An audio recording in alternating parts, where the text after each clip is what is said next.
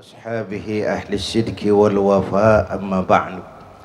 Para ulama, para habaib yang saya muliakan, terutama guru kita Sahibul Bait Al-Habib Hasan bin Ja'far Asy-Syaghaf, para pejabat sipil TNI dan Polri, hadirin hadirat keluarga besar Nurul Mustafa yang saya cintai. Saya kata Habib tadi setengah jam, saya korting paling 10 menit aja lah. Begini, diam-diam dengerin aja dulu. Rasulullah diutus ke alam ini hanya untuk satu tugas, yaitu memperbaiki akhlak. Soalnya kemudian, kepada siapa kita harus berakhlak? Segitu doang deh, 10 menit. Pertama, kita ini harus berakhlak kepada Allah. 13 tahun Nabi berjuang di Mekah ngeberesin ini nih, memperbaiki akhlak kepada Allah, menanamkan tauhid, membangun akidah, menata keyakinan. 13 tahun di Mekah pasang pondasi. Pasang apa? Dengan perhitungan, kalau pondasi kuat bangunan aman, pondasi rapuh bangunan runtuh, pondasi mencong bangunan bengkok. Benar? Bangunan mah bagaimana pondasinya, orang hidup bagaimana imannya. Ya, ya. Teknologi nggak bahaya, yang bahaya orangnya. Cepot, tahu cepot? Itu kalau yang megang Asep Sunandar tuh cepot bisa selawat badar. Wayang bagaimana dalangnya, begitulah manusia. Hujan, terus sanggup kehujanan, mau kebasahan. Kita lihat siapa yang bubar duluan. Ayo kita tawassul, mohon pertolongan Allah supaya hujannya ditunda dulu sampai acara kita selesai. Ya Rabbi bil Mustafa balligh maqasidana waghfir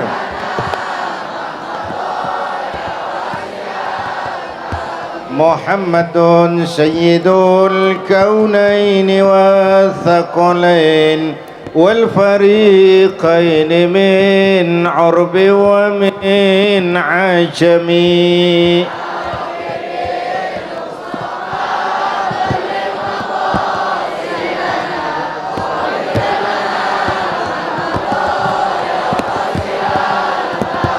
هو الحبيب الذي ترجى شفاعته لكل هول من الأهوال مفتحم مصطفى واغفر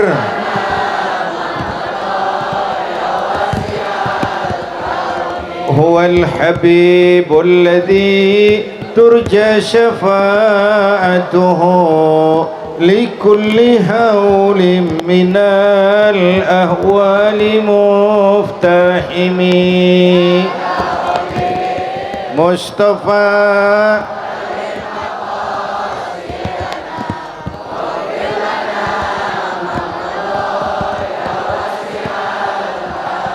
هو الحبيب الذي ترجى شفاعته لكل هول من الأهوال مفتحم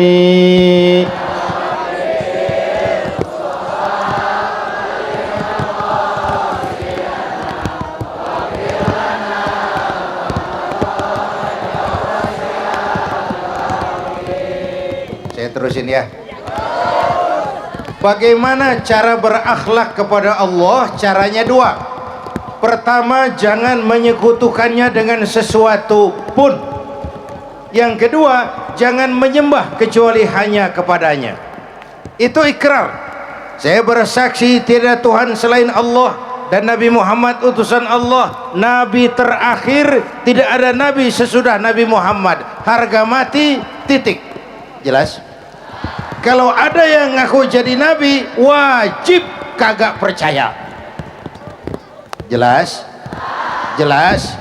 Maka kita ingin mengingatkan, kasus Cikesik itu sebenarnya bukan masalah kebebasan beragama, itu masalah penodaan terhadap agama. Kalau soal kebebasan beragama kita sangat menghargai. Jelas? Jelas? Kalau kaplingnya jelas, kita nggak marah-marah sama orang Kristen biarin dia bilang Tuhan tiga. Ya, itu kebebasan beragama, lakum dinukum. Kita nggak marah sama orang Persi walaupun dia bilang Tuhan ada dua. Kenapa? Kaplingnya beda, lakum dinukum. Tapi kalau ada orang ngaku Islam lalu percaya ada Nabi sesudah Nabi Muhammad, itu namanya penodaan terhadap agama. Jalan yang paling aman, bubarkan, selesai. Jelas? Jelas? Keluar, saya berikan peringatan. Ke dalam kita harus jaga gawang. Tahu jaga gawang? Ku anfusakum wa ahlikum. Kita menghormati orang lain agama. Soal agama orang lain, lakum dinukum. Yang kedua, jangan menyembah kecuali hanya kepada Allah. Ayo kita ngobrol. Ini kita semua hamba Allah bukan? Hamba Allah kata siapa? Kata kita. Kalau kata kita namanya ngaku. Ngaku itu boleh dan murah. Yang mahal itu diakui. Ini yang kita peringati. Orang yang paling bersih hatinya Rasulullah. Orang yang paling baik akhlaknya Rasulullah. Orang yang sudah dapat jaminan ampun atas segala dosa Rasulullah. Tapi baginda Rasulullah kalau sholat malam bengkak kakinya karena rajin sujud. Jelas? Jelas? Ayo kita ngobrol lagi. Saya sering bilang hidup yang paling tenang itu hidup model tukang parkir. Ya, masih ingat? Tukang parkir di mall tuh biar mobil banyak, mereknya bagus-bagus, nggak pernah sombong. Ya, entar mobil pergi satu demi satu, habis sama sekali, dia nggak sedih. Kenapa? Tukang parkir hanya merasa dititipi. Kalau dititipi, hiduplah jabatan, harta, ilmu semua titipan. Kalau dititipi, hidup dong kayak tukang parkir. Caranya, pertama titipan nggak boleh sombong. Masa dititipin doang sombong, nggak pantas ah. Ya, ada orang dititipi jabatan sombong. Ada nggak pejabat sombong? Ada, namanya Fir'aun. Namanya nggak pantas dititipin doang sombong. Dititipin harta oleh Allah jadi orang kaya sombong, nggak pantas. Yang kedua, titipan harus dijaga baik-baik. Kalau nggak dijaga, yang nitip marah. Yang nitip, saudara nitip motor, begitu diambil motor kaca spion pecah, knalpot hilang, jengkel nggak? Sama kan? Allah nitip harta jadi orang kaya supaya bantu taklim, bantu yatim, bangun pesantren, lalu pelitnya luar biasa, yang nitip marah. Allah nitip Indonesia, hai rakyat, ini Indonesia aku titip. Titipan ini ditebus dengan keringat, darah, air mata dan nyawa. Ini negara besar, aku titip negara besar dan kaya yang namanya Indonesia. Kekayaan negeri ini digunakan untuk semakmur, kemakmuran rakyat, disalahgunakan, dikorupsi. Yang nitip, kalau yang nitip marah, dia suruh makhluknya yang lain negur. Siapa? Merapi. Siapa? Bromo. Siapa? Semeru, anak Krakatau. Itu kan makhluk Allah. Pada demo Merapi, demo. Kalau kita rakyat demo, Satpol PP turun. Kalau Merapi demo, siapa yang ngurusin? Mbak Marijan. Udah selesai. Mbak Marijan udah berangkat, udah ketemu sama Mbak Surip. Udah ketemu di alam barzah, kata Mbak Surip, tenang Mbak Marijan, tak gendong. Awan. Coba, yang 100 tahun kita bangun selesai oleh gempa 3 menit. Ya. Ya. Yang 100 tahun kita bangun luluh lantak oleh gempa 3 menit. Maka ayo kita jangan menyembah kecuali hanya kepadanya. Kita perlu Allah. Tuh. Yang kedua, kita harus berakhlak kepada sesama manusia.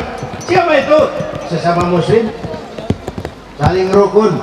Yang kedua, antar umat beragama, saling menghormati, saling menghargai dalam batas lakum dinukum. Yang ketiga, rukun antar umat beragama dengan pemerintah. Kita prihatin sekarang ini saudara-saudara di Timur Tengah kan lagi pada meriang nih. Ya, Tunisia udah kejadian, Mesir nyusul, sekarang Yaman meriang, Aljazair panas dingin. Kita belajar dari sejarah, kita juga pernah mengalami tahun 98-97. Maka kita harus jaga kerukunan antar umat beragama dengan pemerintah. Yang baik kita dukung, yang salah kita perbaiki. Setuju? Setuju? Yang ketiga, rukun antar umat beragama dengan pemerintah. Lalu yang ketiga, akhlak kepada sesama manusia. Sebagai dijelaskan tadi, Islam ini rahmatan lil alamin. Sehingga dengan mengembangkan 3 kerukunan ini, insya Allah nikmat kehidupan kita. Karena itu, dengan peringatan Maulid malam ini, mudah-mudahan menjadi bekal bagi kita semua untuk menjaga akhlak kepada Allah, akhlak kepada sesama, dan akhlak kepada makhluk Allah yang lain. Hadirin, ini yang dapat saya sampaikan, mudah-mudahan ada manfaatnya. Lebih kurang mohon maaf. Usikum wa iyyakum.